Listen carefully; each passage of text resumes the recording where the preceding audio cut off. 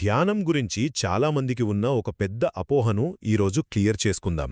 అంటే ధ్యానం అనగానే అదేదో భిక్షువులు లేకపోతే యోగులు మాత్రమే చేసే పని అని చాలామంది ఫీలవుతారు కదా.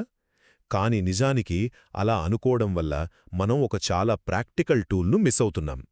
మన డైలీ లైఫ్ను బెటర్ చేసుకోవడానికి ధ్యానం చాలా ఉపయోగపడుతుంది. సరే, మొదటి పాయింట్ ఏంటంటే మనం కాజ్ అండ్ ఎఫెక్ట్ను రివర్స్ చేస్తున్నాం. అంటే ఆయన గొప్ప యోగి కాబట్టి ధ్యానం చేస్తున్నాడు అని కాదు. నిజానికి వాళ్ళు రోజూ ధ్యానం చేయడం వల్లే ఆ గొప్ప స్థాయికి చేరుకున్నారు. సో ధ్యానం అనేది వాళ్ల పవిత్రతకు దొరికిన బహుమతి కాదు, ఆ స్థాయికి తీసుకెళ్లే ఒక పవర్ఫుల్ టూల్ అన్నమాట.